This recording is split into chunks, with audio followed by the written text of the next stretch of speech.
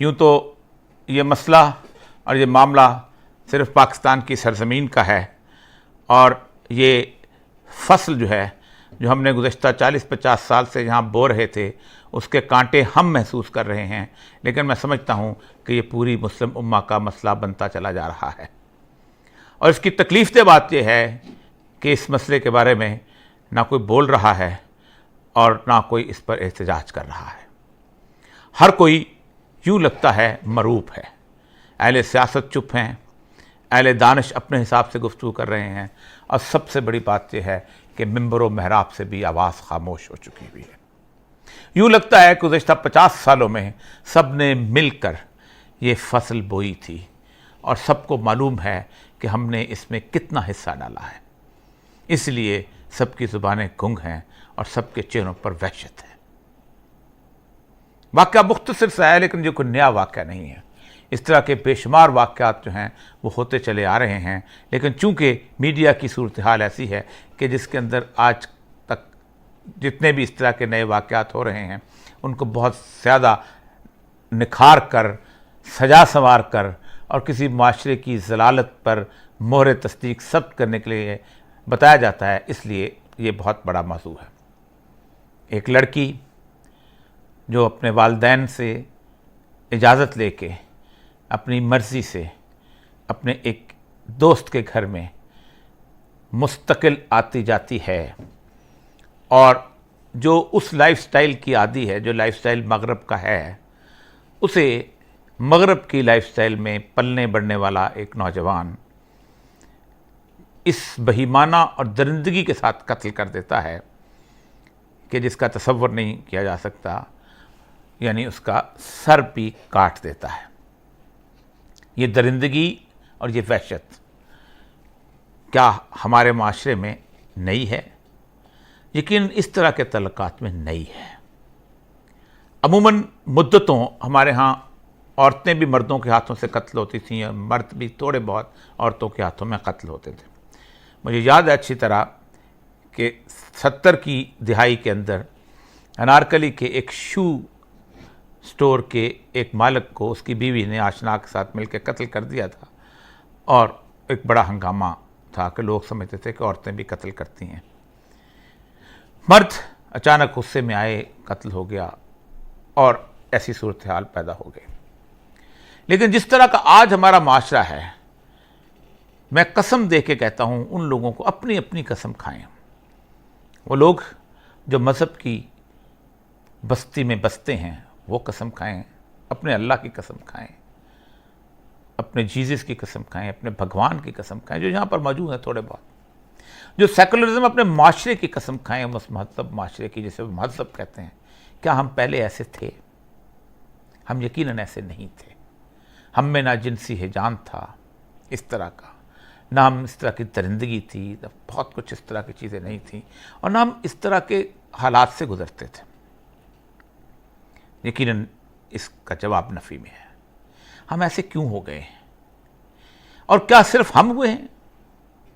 आज से तकरीबन 100 साल कबल इस तरह का तजर्बा, जिस तरह का तजर्बा हमने शुरू किया है, इस तरह का तजर्बा जो है ये यूरोप और अमेरिका में शुरू किया गया था। अमेरिका इसका बानी है, क्योंकि यूरोप में इंग्लैंड का माशरा जो है वो ख़ासा महज़ब और रिवायती था। आप सोच सकते हैं कि उस ज़माने में, कि जिस ज़माने में दुनिया पूरी में वुमेन एमेंसिपेशन की बातें चल रही थीं, और उसके बाद बहुत बड़ी तहरीकें चली हुई थीं, औरतों को वोट दो, औरतों को बराबरी में शरीक करो, हम दोनों एक गाड़ी के पहिए हैं, ये उस ज़माने में भी यूरोप के अंदर किसी न किसी हद तक औरतों को दाखिले की इजाज़त मिली 1920-22 के करीब, जिसकी देखा देखी इंग्लैंड में भी उन्होंने औरतों को पढ़ाने के लिए इजाज़त दे दी, लेकिन उनके कॉलेज अलहदा होते थे, और ये कॉलेज जो थे इनमें वो अलहदा तालीम हासिल करती थी, उनके असातिज़ा भी अलहदा होते थे, उनका माहौल भी अलहदा होता था। यही वजह है कि ऑक्सफोर्ड का जो लेडी मार्गरेट हॉल कॉलेज है, उसमें 1979 में को एजुकेशन जो है उसको दाखिला मिला, उसको इजाज़त मिली। इस तरह इसका एक ह्यूग हॉल है, उसको 1984 में। बुनियादी तौर पर ये जो फसल हमने बोई है उसकी बुनियाद एक मखलूत माशरा है। ہمارے علماء کرام گنگ ہیں، چپ ہیں، منبر محراب چپ ہے. کیوں چپ ہے؟ اس لیے کہ ہم نے خود اس مخلوط معاشرے کے اندر اپنے لیے میں فائدے حاصل کیے. ہم نے اسمبلی کی رکنیتیں حاصل کی، ہم نے اپنے عورتوں کے ادارے اور ان کے بورڈ آف ڈائریکٹرز بنائے. بہت کچھ، بہت لمبی کہانی ہے اس مخلوط معاشرے کو ترتیب دینے کی، اور یہ گزشتہ 40-50 سال سے ہوا ہے.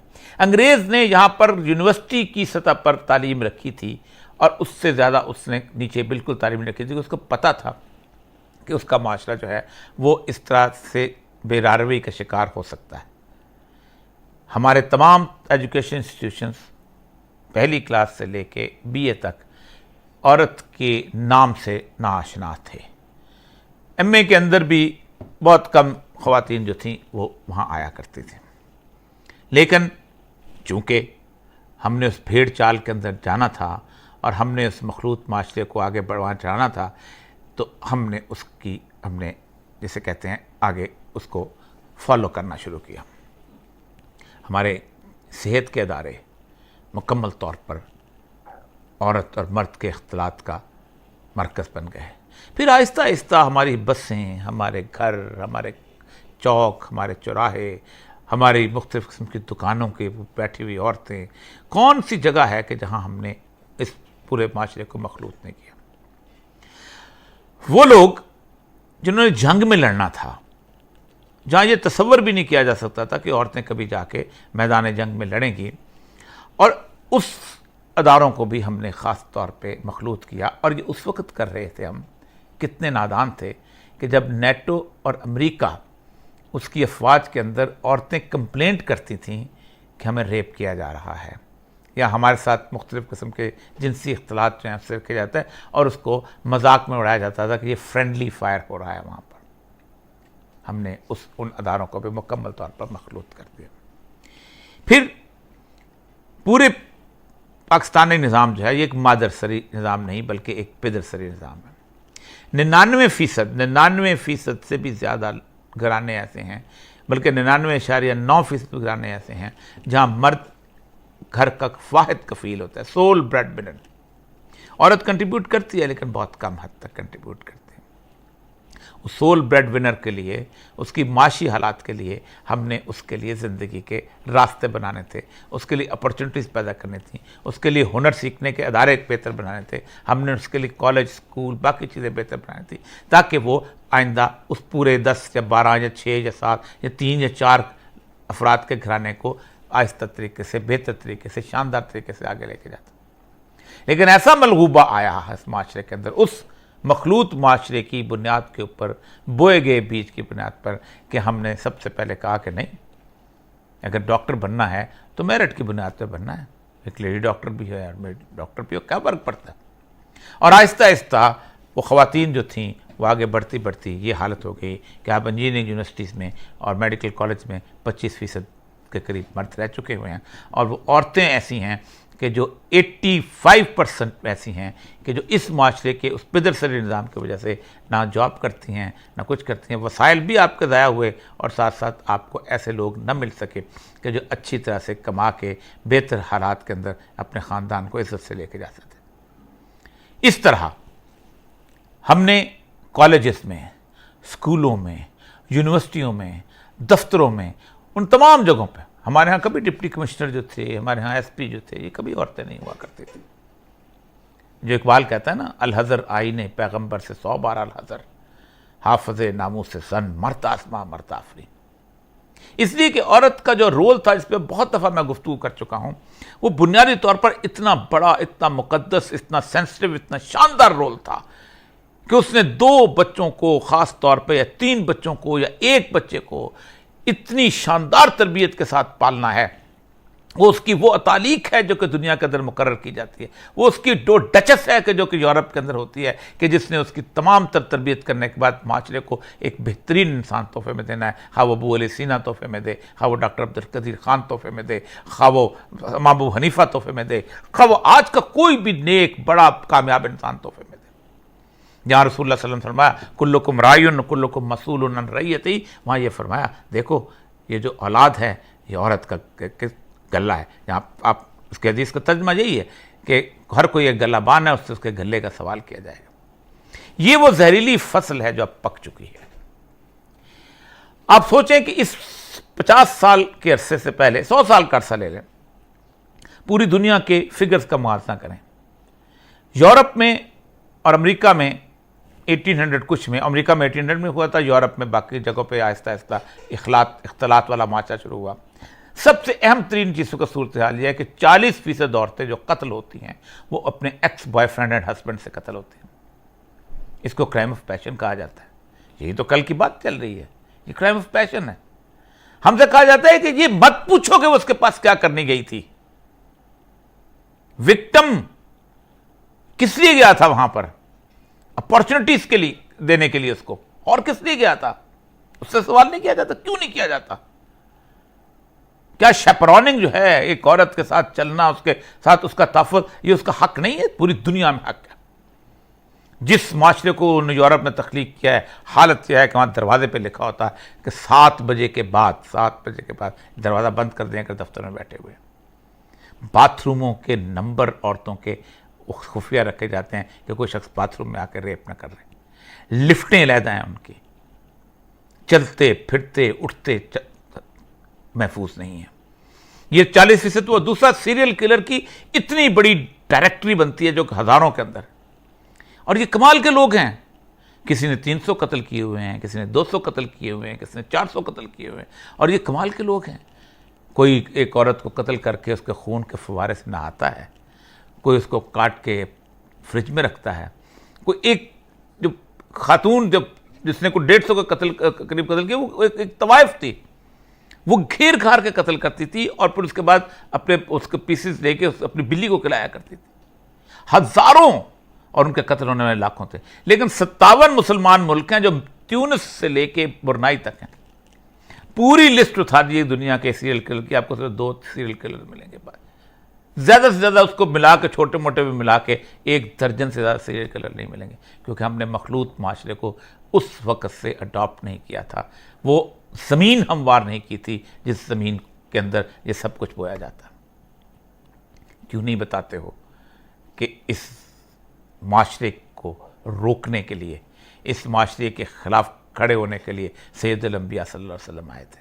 میں 2 حدیثیں آپ کے سامنے پیش کرتا ہوں، علماء اکرام کے سامنے، اور بتاؤ کہ یہ وہ معاشرہ ہے کہ جس معاشرے نے ہر وہ فصل تیار کی ہے کہ جس میں ہر طرح کی فحاشی، عریانی اور سب کچھ جو ہے وہ اس کا پودا اگتا ہے.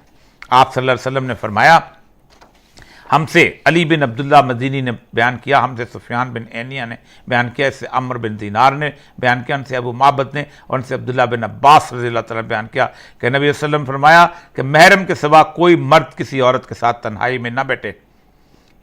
اس پر ایک صحابی نے فرمایا، یا رسول اللہ میری بیوی حج کرنے گئی ہے اور میرا نام فلاں غزوہ میں لکھا گیا ہے. نبی صلی اللہ علیہ وسلم نے فرمایا، پھر تو واپس جا اور اپنی بیوی کے ساتھ حج کر. لیکن اس سے اگلی حدیث جو ہے، اور یہ حدیث جو ہے اس میں صحیح بخاری کی حدیث ہے، مسلم کی ہے، ترمذی کی. اگلی حدیث اور حیران کن اور جسے کہتے ہیں ہمیں ڈرا دینے والی. جن عورتوں کے خامد موجود نہ ہوں ان کے پاس نہ جاؤ، کیونکہ شیطان تمہاری رگوں میں خون کی طرح دوڑتا ہے. حضرت جابر فرماتے ہیں، ہم نے عرض کیا، یا رسول اللہ آپ کے لیے بھی ایسا ہے؟ اللہ اکبر. نبی صلی اللہ علیہ وسلم نے فرمایا، ہاں میرے لیے بھی، لیکن اللہ تعالیٰ نے اس پر میری مدد فرمائی اور میرا ہمزاد مسلمان ہو گیا ہے. یہ ہے حالت. اور اس کے باوجود بھی ہم نے وہ تعلیمی ادارے جہاں کھولے ہیں، میں نے بار بار پروگرام کیے ہیں کہ جن کے سالانہ شو جو ہیں وہ علیحدہ ہوتے ہیں، اور ان کے اندر دنیا کی ہر فحاشی، ہر عریانی جو ہے اس کو آگے بڑھایا جاتا ہے. ہم نے سیکولر ایجوکیشن کو آگے بڑھایا، ہم نے سیکولر اخلاقیات کو آگے بڑھایا. اور آج اگر کوئی شخص جو ہے کوئی اس پہ گفتگو کرتا ہے تو اس کی زبان کھینچ لی جاتی ہے. وہ اس طرح لاہور کے ایک بہت بڑے ادارے کے اندر، لڑکیوں کے خالص ادارے کے اندر، ایک مرد ٹیچر جاتا تھا اور اس مرد ٹیچر کے اوپر الزامات لگے کہ وہ ان کو ہراساں کرتا تھا. پاکستان کے کچھ بدترین اخلاقیات کے اینکرز نے یہ کہا، کیونکہ اس نے کہا ہم اس مرد کو نہیں آنے دیں گے، کہ یہ کوئی مسئلے کا حل ہے؟ مرد وہاں جائے لیکن اس کو توڑو، اس کو دیکھو. آج کہا جا رہا ہے کہ یہ اس کو سزا دے دی جائے، اس کو سزا دے دی جائے، یہ حکومت کیوں نہیں کرتی؟ حکومت کیا تمہارے ہر ڈیٹ کے ساتھ ایک گارڈ بھیجا کرے گی؟ حکومت کیا تمہارے اس جگہ جہاں تم بیٹھ کے آئس پیتے ہو وہاں پر بیٹھ کے تمہارے ساتھ ارد گرد جو ہے وہ گن مینز اور کلاشنکوف لگایا کرے گی؟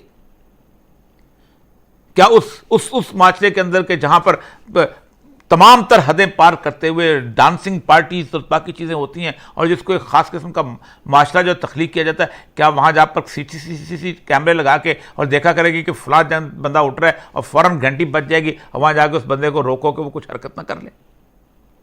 یہ یورپ میں ہوتا ہے اور وہ اس کو بھگت رہے ہیں۔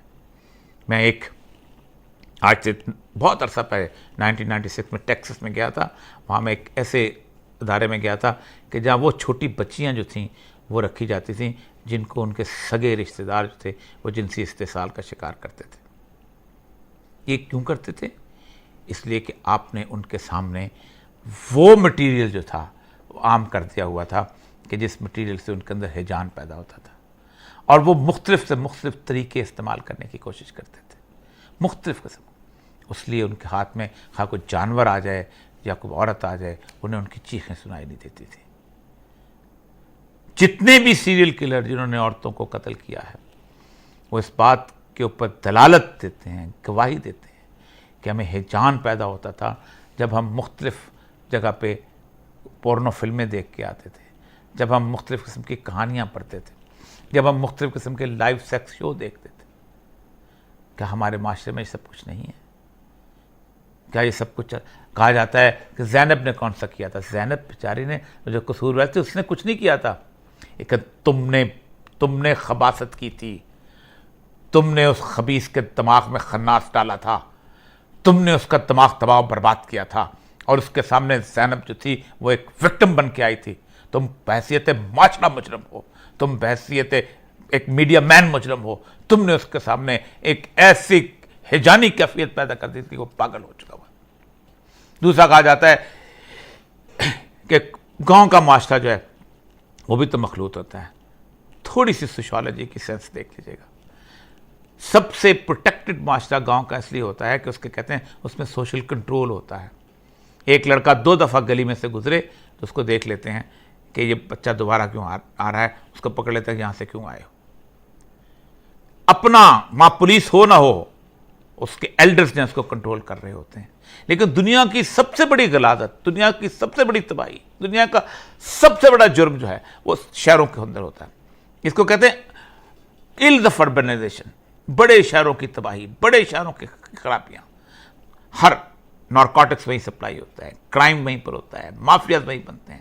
رسول اللہ صلی اللہ علیہ وسلم کی ایک حدیث جو سیدنا عمر بیان کیا کرتے تھے اور علامہ اقبال نے میسولینی کے سامنے بیان کی تھی۔ میسولینی نے پوچھا کہ اقبال بتاؤ تمہارے رسول کی کوئی ایک بات جو ہے وہ جس کو میں سمجھوں کہ وہ اللہ کے رسول تھے، تو انہوں نے کہا میرے رسول نے کہا تھا جب مدینہ کی آبادی ایک حد سے بڑھنے لگے گی تو ہم ایک نیا شہر آباد کریں گے، ہم بڑا شہر نہیں رکھیں گے۔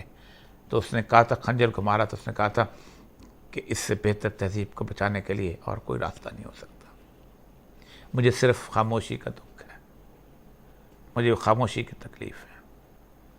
یاد رکھیں ہم سب نے کنٹریبیوٹ کیا ہے، میں بھی شامل ہوں، اس لیے شامل ہوں کہ میرے پاس بھی اس معاشرے نے کوئی راستہ نہیں چھوڑا تھا کہ میں اپنی اولاد کی کسی بہتر ادارے میں تربیت کرا سکتا ہوں۔